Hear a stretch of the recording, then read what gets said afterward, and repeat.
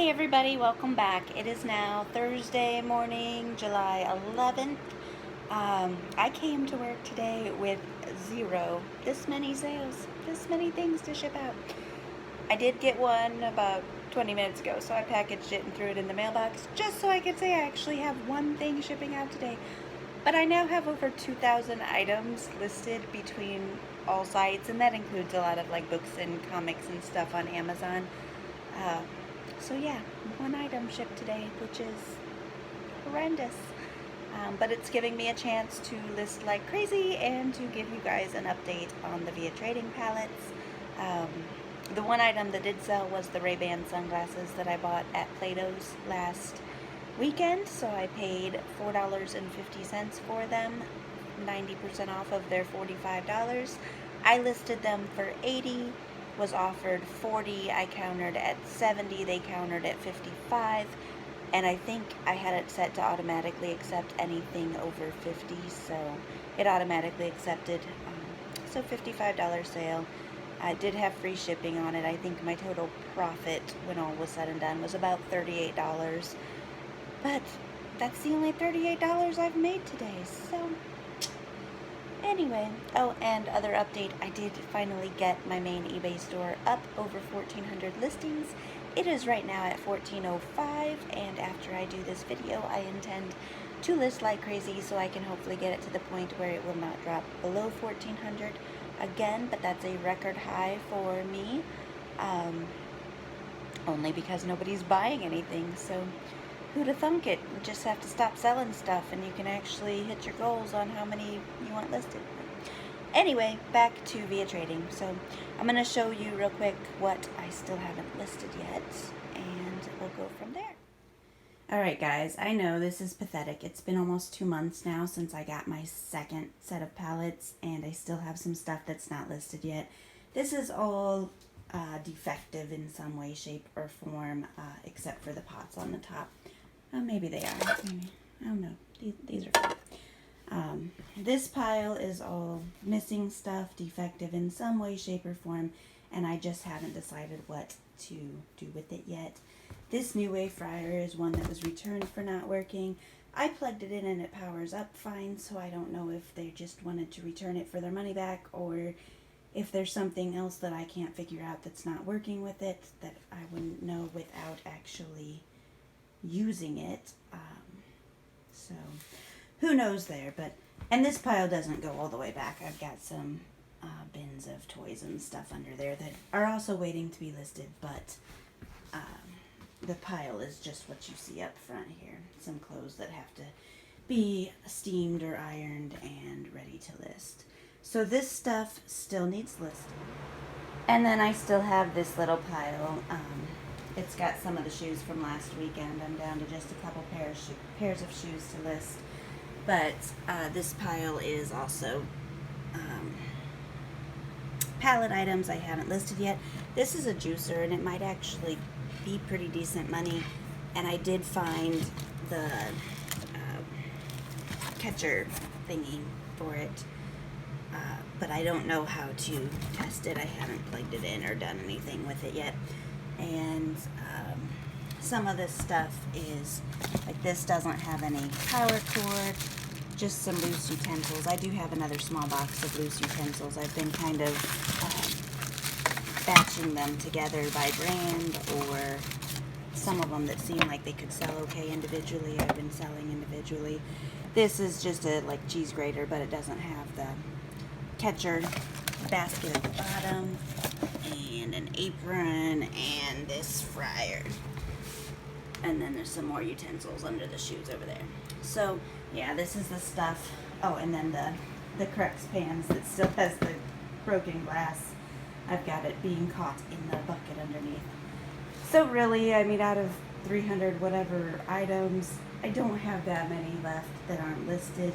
The broken stuff, missing stuff, that pile, I'm kind of debating on whether I want to just save the stuff for a garage sale or local, some way, shape, or form. Stuff like the grater without the bottom, probably not worth selling online, so I just haven't decided what I want to do with it yet. And then like the fryer and stuff that's not in any box, You gotta make sure it has whatever it's supposed to have and plug it in, and just got kind of lazy. But I am proud of myself. I've gotten almost all of the pots and pans listed, and that was a huge chore that I really did not enjoy. Okay, so to go back over some of the complaints and concerns that people had been sending me, returns, things of that nature. I had, in my last update, I had talked about several different complaints and possible returns. There was a large Dyson vacuum that was mysteriously missing in transit to the Virgin Islands. It did end up being found and tracking, probably ended up getting there about 10 days later than what the tracking indicated it would, but it got there. Happy buyer. The iRobot lady with the her kids accidentally purchased it and didn't see that it didn't have a charger. Never heard from her again until 2 days ago, so it's been almost 3 weeks. She emailed while it was still in transit to her and said, hey, I'm going to be sending this back. My kids accidentally bought it and didn't read any of the several places on the listing that it said no charger, just the unit. Didn't hear from her at all until about 2 days ago, and she wrote and said, I'm going to be sending this back. And I wrote back and said, okay, open a return and update the tracking, and I will accept it back. I had already told her that, you know, you'll be responsible for the shipping it back and you won't get refunded for the initial shipping, and it's probably between the cost of shipping both ways, you could buy the charger. So I had thought that she was going to do that, but it sounds like she's wanting to send it back. And I looked, and today is the 11th of July. She bought it, I think, on the 12th of June, which means, and I have a 30-day return policy. So if she doesn't get that return started, I don't know if it goes, I think it's 30 days from the date of delivery, which would be like the 14th or 15th. So she needs to get her return started, or I'm not taking it back. So it might still be coming back, but I was happy the Dyson got found and I didn't have an issue with that one. And yeah, a few of the returns I haven't heard anything about. Nobody's sent them back. Several of them were items that the flaws were fully listed, fully described in the listings, and people just didn't read them, which is a problem when you're selling stuff with known flaws, because even if you try to discount it to reflect the flaws and you try to describe them and take pictures and do whatever, if people don't look, then you want to strangle them. But anyway, there's that. So as of right now, and this includes any pending returns that might be coming back to me, which I think there's 3 still out there that, you know, so one of them I know is like 3 weeks old, and this includes the iRobot. 3 pending returns. I've subtracted the cost as if it's already returned to give a more accurate reflection of where I'm at. Anything that's already been returned to me has been subtracted. I've subtracted any extra fees. One item I did purchase a replacement part for so that I could sell it as a complete unit, so that added purchase is included in here, plus my shipping stuff to FBA. Haven't sent a lot in, but I have sent some. So the shipping fees for all of that is factored in. So as of right now, and it's 2.5 months, almost 3 months from when I got my first set of pallets, and almost 2 months from when I got my second set of pallets, I still need about $600 to break even on the first set of pallets, and about $800 to break even on the second set of pallets. And I still know that the money's there. I mean, I'm gonna break even plus some, and I will at least end up profiting probably around $1,000 on the first set of pallets. I'm gonna call that one a dud. The second set of pallets, probably $1,500 to $2,000 profit when all is said and done. I'm also calling that one a dud only because the biggest profit items were not on the pallet. It was fully manifested, and one of the reasons I picked it was because there were some fast-selling sets of pots and pans that were high-end and that I could list on Amazon. I could ship into FBA if they were new, and that was a potential of about $2,000 worth of profit.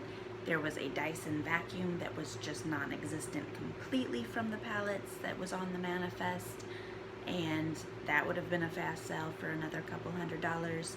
And then there was a smaller grouping of sets of pots and pans that were only valued at like $60 each. My cost for them was only about $15 each, but they also said there were multiples of them in the pallet, and they did not exist.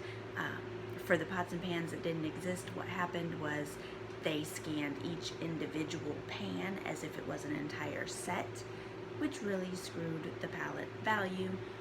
Via Trading did refund me for my cost for the missing Dyson and for the higher end pots and pans, so I got about $340 back. But when all is said and done, and I hadn't realized that the smaller valued set of pots and pans were also like that, so I didn't complain about those and get my money back for those. But at that point I was just moving on. I wasn't going to go back to them again. But anyway, yeah, I wouldn't have picked those pallets had I not had those on there. And one of the things, at least in my mind, when you see that there's a quantity of 6 of something or a quantity of 7 of something, even on a customer returns pallet, you can pretty much assume that it's likely that those items are probably shelf pulls or something other than defective customer returns, because the likelihood of 6 11-piece sets of pots and pans being sold and 6 customers randomly taking one piece out and returning them, or randomly just deciding they don't like them and returning them, it's not as likely. So when you see multiples like that on the manifests, it's easy to assume, and I've heard this from other people that have bought customer returns manifests, that you are getting shelf pulls or newer condition items with those multiples, just because the likelihood of multiple customers buying and returning is not so much.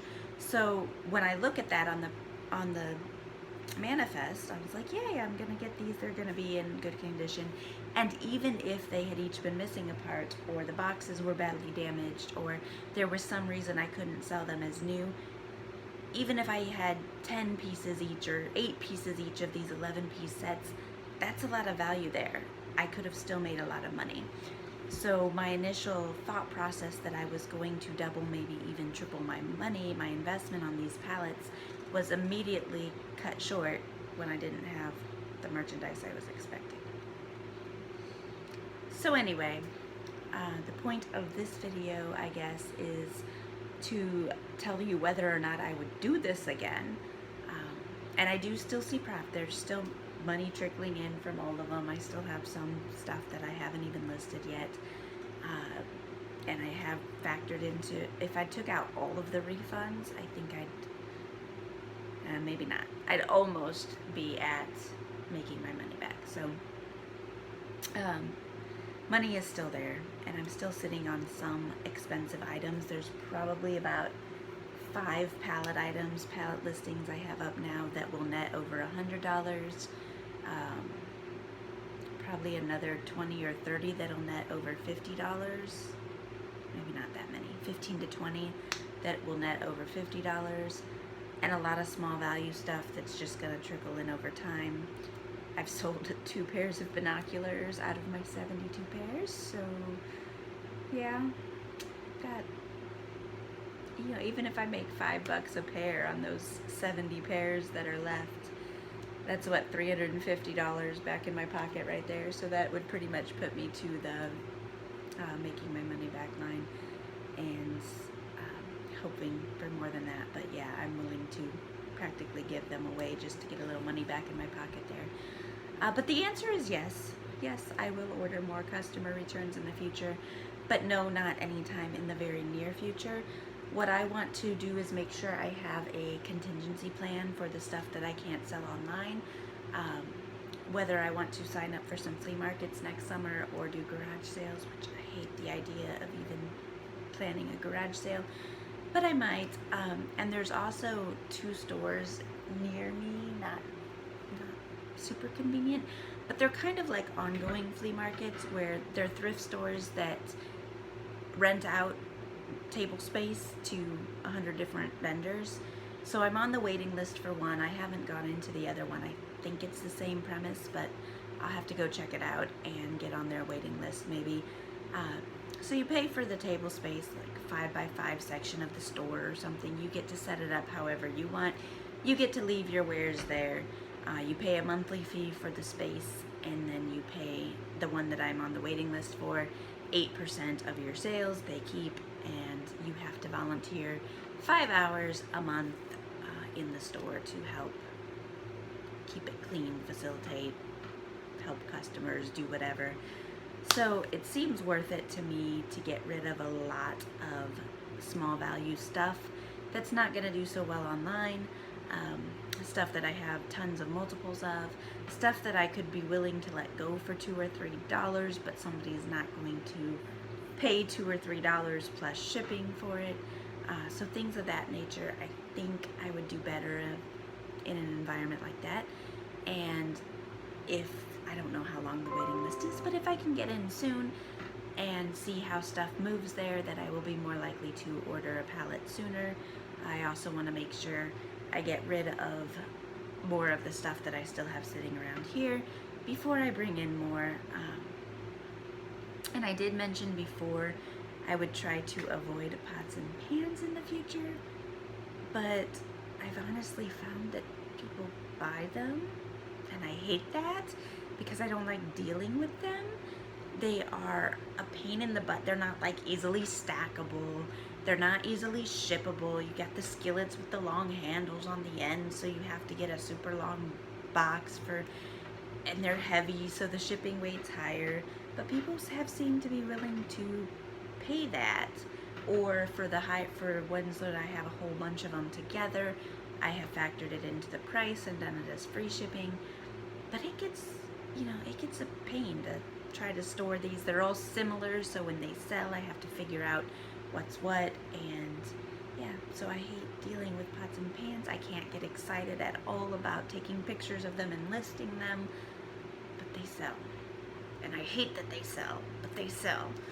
So I may not necessarily avoid pots and pans in the future.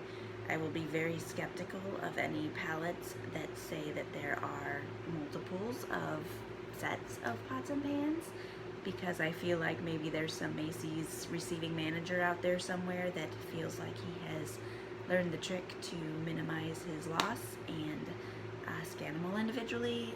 So, and it's not via trading's fault at all. It's on their end.